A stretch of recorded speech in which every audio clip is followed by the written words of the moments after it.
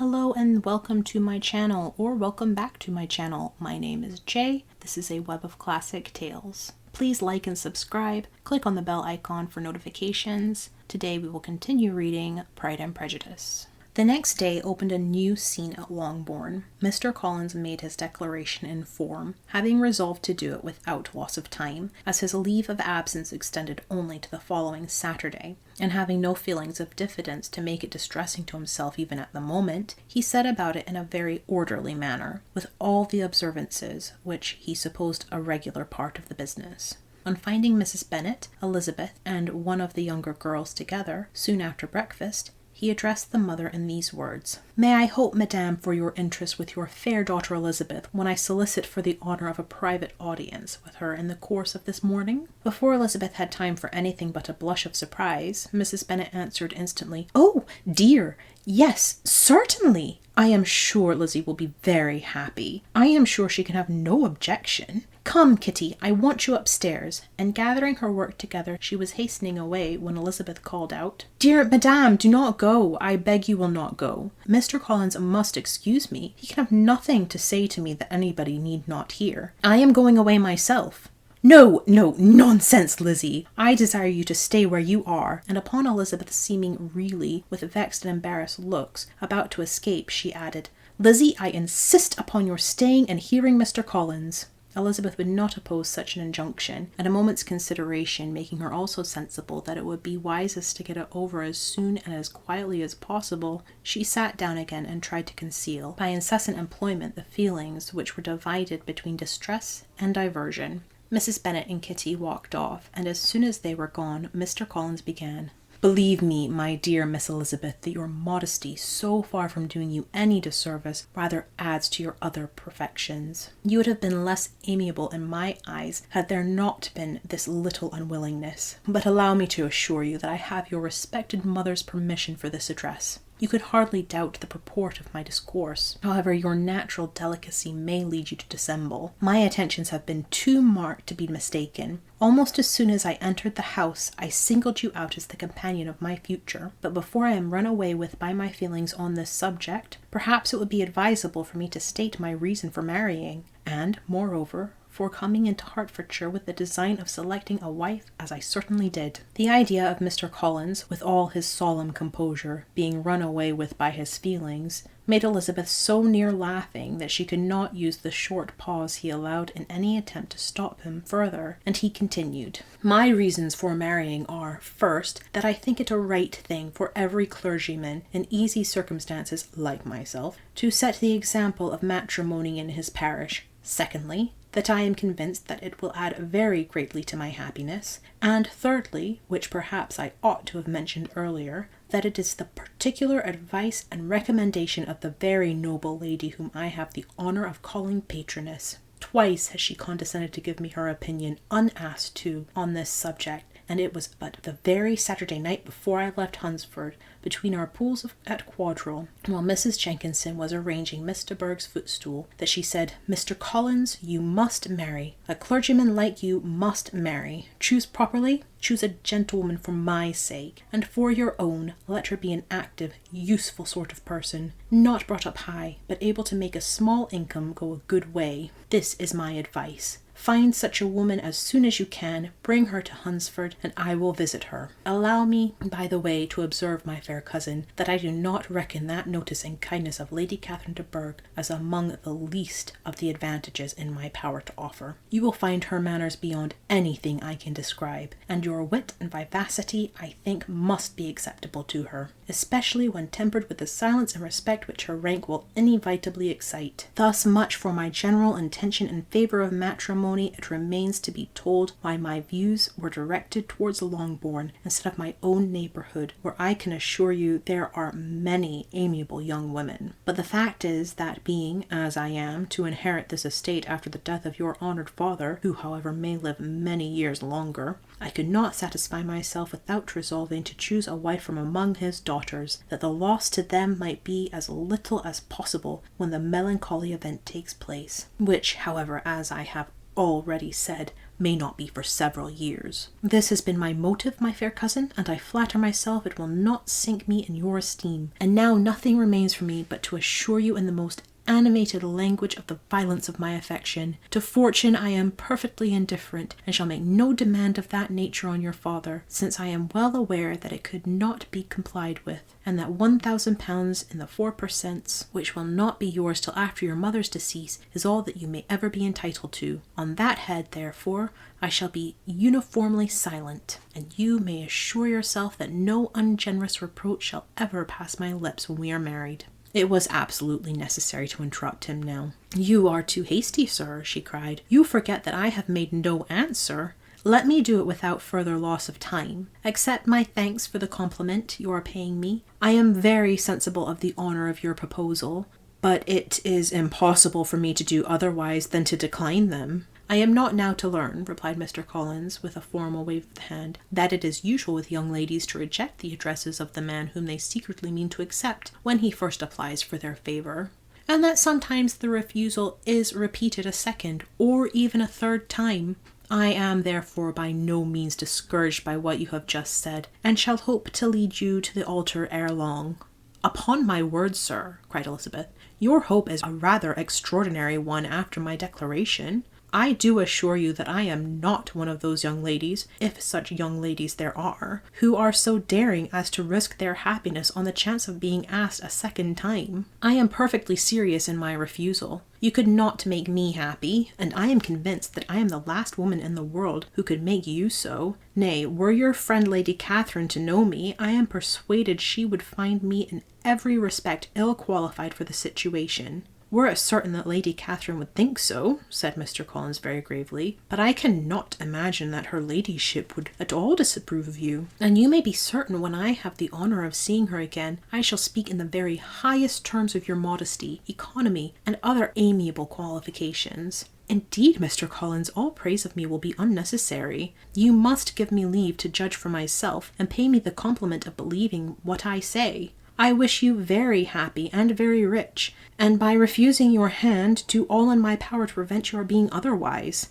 In making me the offer, you must have satisfied the delicacy of your feelings with regard to my family, and may take possession of the Longbourn estate whenever it falls, without any self-reproach. This matter may be considered therefore as finally settled." And rising as she thus spoke, she would have quitted the room, had Mr. Collins not thus addressed her. "When I do myself the honour of speaking to you next on the subject, I shall hope to receive a more favourable answer than you have now given me, though I am far from accusing you of cruelty at present, because I know it to be the established custom of your sex to reject a man on the first application, and perhaps you have even now said as much to encourage my suit as would be consistent with the true delicacy of the female character." "Really, Mr. Collins," cried Elizabeth with some warmth, "you puzzle me exceedingly. If what I have hitherto said can appear to you in the form of encouragement, I know not how to express my refusal in such a way as to convince you of its being one. You must give me leave to flatter myself, my dear cousin, that your refusal of my address is merely words of course. My reasons for believing it are briefly these. It does not appear to me that my hand is unworthy your acceptance, or that the establishment I can offer would be any other than highly desirable. My situation in life, my connections with the family of de Bourgh, and my relationship to your own are circumstances highly in my favour, and you should take it into further consideration that in spite of your manifold attractions, it is by no means certain that another offer of marriage may ever be made you. Your portion is unhappily so small that it will in all likelihood undo the effects of your loveliness and amiable qualifications. As I must therefore conclude that you are not serious in your rejection of me, I shall choose to attribute it to your wish of increasing my love by suspense, according to the usual practice of elegant females. I do assure you, sir, that I have no pretensions whatever to that kind of elegance which consists in tormenting a respectable man. I would rather be paid the compliment of being believed sincere. I thank you again and again for the honour you have done me in your proposals, but to accept them is absolutely impossible. My feelings in every respect forbid it. Can I speak plainer? Do not consider me now as an elegant female intending to plague you, but as a rational creature speaking the truth from her heart. You are uniformly charming, cried he with an air of awkward gallantry, and I am persuaded that when sanctioned by the express authority of both your excellent parents, my proposals will not fail of being acceptable. To such perseverance and wilful self-deception, Elizabeth would make no reply, and immediately, and in silence, withdrew, determined, if he persisted in considering her repeated refusals as flattering encouragement, to apply to her father, whose negative might be uttered in such a manner as to be decisive, and whose behaviour at least could not be mistaken for the affection and coquetry of an elegant female. Mr. Collins was not left long to the silent contemplation of his successful love, for Mrs. Bennet, having dawdled about in the vestibule to watch for the end of the conference, no sooner saw Elizabeth open the door, and with quick step pass her towards the staircase, than she entered the breakfast-room, and congratulated both him and herself in warm terms on the happy prospect of their nearer connection. Mr. Collins received and returned these felicitations with equal pleasure, and then proceeded to relate the particulars of their interview, with the result of which he trusted he had every reason to be satisfied, since the refusal which his cousin had steadfastly given him would naturally flow from her bashful modesty and the genuine delicacy of her character. This information, however, startled Mrs. Bennet. She would have been glad to be equally satisfied that her daughter had meant to encourage him by protesting against his proposal, but she dared not believe it, and could not help saying so. "But depend upon it, Mr. Collins," she added, "that Lizzie will be brought to reason. I will speak to her about it directly. She is a very headstrong, foolish girl, and does not know her own interest, but I will make her know it." "Pardon me for interrupting you, madame," cried Mr. Collins, "but if she is really headstrong and foolish, I know not whether she would altogether be a very desirable wife to a man in my situation, who naturally looks for happiness in the marriage state. If therefore she actually persists in rejecting my suit, perhaps it were better not to force her into accepting me, because if liable to such defects of temper, she could not contribute much to my felicity." "Sir, you quite misunderstand me," said Mrs. Bennet, alarmed. "Lizzie is only headstrong in such matters as these. In everything else she is a good-natured girl as ever lived. I will go directly to Mr. Bennet, and we shall very soon settle it with her, I am sure." She would not give him time to reply, but hurrying instantly to her husband, called out as she entered the library, "Oh, Mr. Bennet, you are wanted immediately. We are all in an uproar. You must come and make Lizzie marry Mr. Collins, for she vows she will not have him, and if you do not make haste, he will change his mind and not have her." Mr. Bennet raised his eyes from his book as she entered, and fixed them on her face with a calm unconcern which was not in the least altered by her communication. "I have not the pleasure of understanding you," said he, when she had finished her speech. "Of what are you talking?" "Of Mr. Collins and Lizzie. Lizzie declares she will not have Mr. Collins, and Mr. Collins begins to say that he will not have Lizzie. And what am I to do on the occasion? It seems an hopeless business." "Speak to Lizzie about it yourself. Tell her that you insist upon her marrying him." "Let her be called down. She shall hear my opinion." Mrs. Bennet rang the bell, and Elizabeth was summoned to the library. "Come here, child," cried her father as she appeared. "I have sent for you on an affair of importance. I understand that Mr. Collins has made you an offer of marriage. Is it true?" Elizabeth replied that it was. "Very well. And this offering of marriage you have refused?" "I have, sir." "Very well. We now come to the point. Your mother insists upon your accepting it. Is it not so, Mrs. Bennet?" "Yes, or I will never see her again." "An unhappy alternative is before you, Elizabeth. From this day you must be a stranger to one of your parents. Your mother will never see you again if you do not marry Mr. Collins, and I will never see you again if you do." Elizabeth could not but smile at such a conclusion of such a beginning, but Mrs. Bennet, who had persuaded herself that her husband regarded the affair as she wished, was excessively disappointed. "What do you mean, Mr. Bennet, in talking this way? You promised me to insist upon her marrying him." "My dear," replied her husband, "I have two small favours to request. First, that you will allow me the free use of my understanding on the present occasion, and secondly, of my room. I shall be glad to have the library to myself as soon as may be." Not yet, however, in spite of her disappointment in her husband, did Mrs. Bennet give up the point. She talked to Elizabeth again and again, coaxed and threatened her by turns. She endeavoured to secure Jane in her interest, But Jane, with all possible mildness, declined interfering, and Elizabeth, sometimes with real earnestness and sometimes with playful gaiety, replied to her attacks. Though her manner varied, however, her determination never did. Mr. Collins, meanwhile, was meditating in solitude on what had passed. He thought too well of himself to comprehend on what motives his cousin could refuse him, and though his pride was hurt, he suffered in no other way. His regard for her was quite imaginary, and the possibility of her deserving her mother's reproach prevented his feeling any regret. While the family were in this confusion, Charlotte Lucas came to spend the day with them.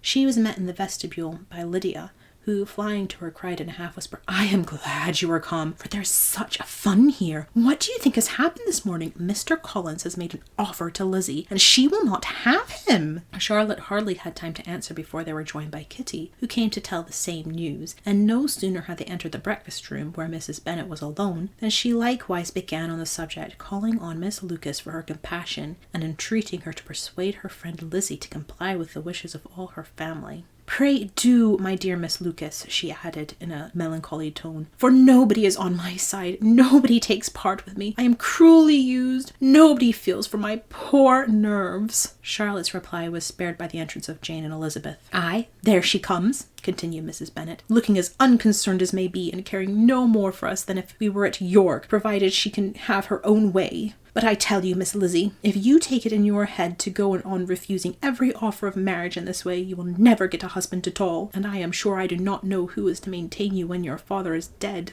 I shall not be able to keep you, and so I warn you. I have done with you from this very day. I told you in the library, you know, that I should never speak to you again, and you will find me as good as my word. I have no pleasure in talking to undutiful children, not that I have much pleasure indeed in talking to anybody. People who suffer as I do from nervous complaints can have no great inclination for talking. Nobody can tell what I suffer, but it is always so. Those who do not complain are never pitied." Her daughters listened in silence to this effusion, sensible that any attempt to reason with her or soothe her would only increase the irritation. She talked on, therefore, without interruption from any of them, till they were joined by Mr. Collins, who entered the room with an air more stately than usual, and on perceiving whom, she said to the girls, "Now I do insist upon it that you, all of you, hold your tongues and let me and Mr. Collins have a little conversation together." Elizabeth passed quietly out of the room. Jane and Kitty followed, but Lydia stood her ground, determined to hear all she could, and Charlotte, detained first by the civility of Mr. Collins, whose inquiries after herself and all her family were very minute, and then by a little curiosity, satisfied herself with walking to the window and pretending not to hear. In a doleful voice, Mrs. Bennet began the projected conversation. "Oh, Mr. Collins!" "My dear madam," replied he, "let us be for ever silent on this point. Far be it from me," he presently continued in a voice that marked his displeasure, "to resent the behaviour of your daughter. Resignation to inevitable evils is the duty of us all, the peculiar duty of a young man who has been so fortunate as I have been in early preferment, and I trust I am resigned, perhaps not the less so from feeling a doubt of my positive happiness had my fair cousin honoured me with her hand, for I have often observed that resignation is never so perfect as when the blessing denied begins to lose somewhat of its value in our estimation. You will not, I hope, consider me as showing any disrespect to your family, my dear madam, by thus withdrawing my pretensions to your daughter's favour, without having paid yourself and Mr. Bennet the compliment of requesting you to interpose your authority in my behalf. My conduct may, I fear, be objectionable in having accepted my dismission from your daughter's lips instead of your own, but we are all liable to error. I have certainly meant well through the whole affair. My object has been to secure an amiable companion for myself, with due consideration for the advantage of all your family, and if my manner has been at all reprehensible, I here beg leave to apologize." The discussion of Mr. Collins' offer was now nearly at an end, and Elizabeth had only to suffer from the uncomfortable feelings necessarily attending it, and occasionally from the peevish allusions of her mother. As for the gentleman himself, his feelings were chiefly expressed, not by embarrassment or dejection, or by trying to avoid her, but by stiffness of manner and a resentful silence. He scarcely ever spoke to her, and the assiduous attentions which he had been so sensible of himself were transferred for the rest of the day to Miss Lucas, whose civility in listening to him was a seasonable relief to them all, and especially to her friend. The morrow produced no abatement for Mrs. Bennet's ill humour or ill health. Mr. Collins was also in the same state of angry pride. Elizabeth had hoped that his resentment might shorten his visit, but his plan did not appear in the least affected by it. He was always to have gone on Saturday, and to Saturday he meant to stay. After breakfast the girls walked to Meryton to inquire if Mr. Wickham were returned, and to lament over his absence from the Netherfield ball. He joined them on their entering the town, and attended them to their aunt's, where his regret and vexation, and the concern of everybody, was well talked over. To Elizabeth, however, he voluntarily acknowledged that the necessity of his absence had been self-imposed. I found, he said, as the time drew near, that I had better not meet Mr. Darcy, that to be in the same room, the same party with him for so many hours together, might be more than I could bear, and that scenes might arise unpleasant to more than myself. She highly approved of his forbearance, and they had leisure of a full discussion of it. And for all the commendation which they civilly bestowed on each other, as Wickham and another officer walked back with them to Longbourn, and during the walk he particularly attended to her. His accompanying them was a double advantage. She felt all the compliment it offered to herself, and it was most acceptable as an occasion of introducing him to her father and mother.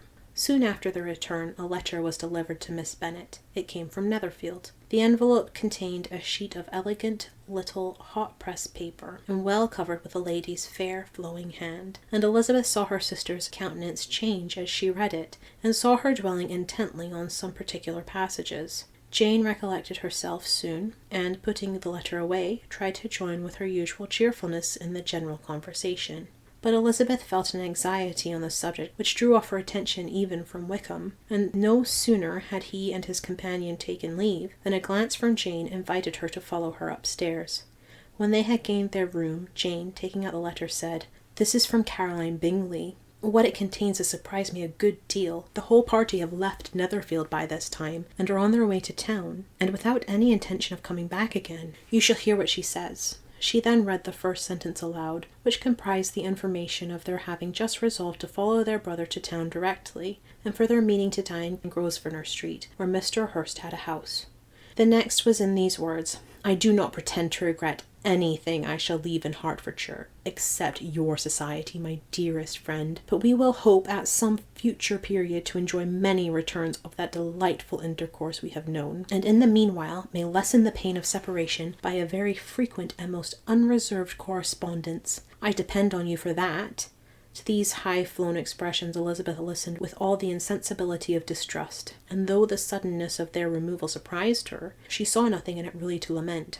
It was not to be supposed that their absence from Netherfield would prevent Mr. Bingley's being there, and as to the loss of their society, she was persuaded that Jane must cease to regard it in the enjoyment of his. "It is unlucky," said she, after a short pause, "that you should not be able to see your friends before they leave the country. But may we not hope that the period of future happiness to which Miss Bingley looks forward may arrive earlier than she is aware, and that the delightful intercourse you have known as friends will be renewed with yet greater satisfaction as sisters? Mr. Bingley will not be detained in London by them. Caroline decidedly says that none of their party will return into Hertfordshire this winter. I will read it to you. When my brother left us yesterday, he imagined that the business which took him to London might be concluded in 3 or 4 days, but as we are certain it cannot be so, and at the same time convinced that when Charles gets to town he will be in no hurry to leave it again, we have determined on following him thither, that he may not be obliged to spend his vacant hours in a comfortless hotel. Many of my acquaintances are already there for the winter. I wish that I could hear that you, my dearest friend, had any intention of making one of the crowd. But of that I despair. I sincerely hope your Christmas in Hertfordshire may abound in the gaieties which that season generally brings, and that your beaux will be so numerous as to prevent you feeling the loss of the 3 of whom we shall deprive you. It is evident by this," added Jane, "that he comes back no more this winter." "It is only evident that Miss Bingley does not mean that he should." "Why will you think so? It must be his own doing. He is his own master. But you do not know all. I will read you the passage which particularly hurts me. I will have no reserves from you. Mr. Darcy is impatient to see his sister, and to confess the truth, we are scarcely less eager to meet her again. I really do not think Georgiana Darcy has her equal for beauty, elegance, and accomplishments. And the affection she inspires in Louisa and myself is heightened into something still more interesting from the hope we dare entertain of her being hereafter our sister. I do not know whether I ever before mentioned to you my feelings on this subject, but I will not leave the country without confiding them, and I trust you will not esteem them unreasonable. My brother admires her greatly already. He will have frequent opportunity now of seeing her on the most intimate footing. Her relations all wish the connection as much as his own, and his sister's partiality is not misleading me, I think, when I call Charles most capable of engaging any woman's heart. With all these circumstances to favour an attachment and nothing to prevent it, am I wrong, my dearest Jane, in indulging the hope of an event which will secure the happiness of so many? And what do you think of this sentence, my dear Lizzie? Said Jane as she finished it. Is it not clear enough? Does it not expressly declare that Caroline neither expects nor wishes me to be her sister? That she is perfectly convinced of her brother's indifference, and that if she suspects the nature of my feelings for him, she means most kindly to put me on my guard. Can there be any other opinion on the subject? Yes, there can, for mine is totally different. Will you hear it? Most willingly. You shall have it in a few words. Miss Bingley sees that her brother is in love with you, and wants him to marry Miss Darcy. She follows him to town in hope of keeping him there, and tries to persuade you that he does not care about you. Jane shook her head. Indeed, Jane, you ought to believe me. No one who has ever seen you together can doubt his affection. Miss Bingley, I am sure, cannot. She is not such a simpleton. Could she have seen half as much love in Mr. Darcy for herself, she would have ordered her wedding clothes. But the case is this. We are not rich enough or grand enough for them. And she is the more anxious to get Miss Darcy for her brother, from the notion that when there has been one intermarriage, she may have less trouble in achieving a second, in which there is certainly some ingenuity, and I dare say it would succeed if Miss de Bourgh were out of the way. But my dearest Jane, you cannot seriously imagine that because Miss Bingley tells you her brother greatly admires Miss Darcy, he is in the smallest degree less sensible of your merit than when he took leave of you on Tuesday, or that it will be in her power to persuade him that, instead of being in love with you, he is very much in love with her friend. If we thought alike of Miss Bingley, replied Jane, your representation of all this might make me quite easy. But I know the foundation is unjust. Caroline is incapable of wilfully deceiving anyone, and all that I can hope in this case is that she is deceiving herself. And that is right. You could not have started a more happy idea, since you will not take comfort in mine. Believe her to be deceived, by all means. You have now done your duty by her, and must fret no longer. But my dear sister, can I be happy, even supposing the best, in accepting a man whose sisters and friends are all wishing him to marry elsewhere? You must decide for yourself, said Elizabeth, and if, upon mature deliberation, you find that the misery of disobliging his two sisters is more equivalent to the happiness of being his wife, I advise you by all means to refuse him. How can you talk so? Said Jane, faintly smiling. You must know that though I should be exceedingly grieved at their disapprobation, I could not hesitate. I did not think that you would, and that being the case, I cannot consider your situation with much compassion. But if he returns no more this winter, my choice will never be required. 1,000 things may arise in 6 months. The idea of his returning no more Elizabeth treated with the utmost contempt. It appeared to her merely the suggestion of Caroline's interested wishes, and she could not for a moment suppose that those wishes, however openly, artfully spoken, could influence a young man so totally independent of everyone. She represented to her sister as forcibly as possible what she felt on the subject, and had soon the pleasure of seeing its happy effect. Jane's temper was not desponding, and she was gradually led to hope, though the diffidence of affection sometimes overcame the hope, that Bingley would return to Netherfield, and answer every wish of her heart. They agreed that Mrs. Bennet should only hear of the departure of the family, without being alarmed on the score of the gentleman's conduct. But even this partial communication gave her a great deal of concern, and she bewailed it as exceedingly unlucky that the ladies should happen to go away just as they were all getting so intimate together. After lamenting it, however, at some length, she had the consolation that Mr. Bingley would be soon down again, and soon dining at Longbourn, and the conclusion of all was the comfortable declaration that, though he had been invited only to a family dinner, she would take care to have 2 full courses. Thank you for listening. This has been Jane Austen's Pride and Prejudice, chapters 19 through 21. I've been Jay. This has been a web of classic tales. If you enjoyed, please like and subscribe. Click on the bell icon if you want notifications of future videos. I hope you're having a fantastic day. Have a nice life, and I'll see you next time.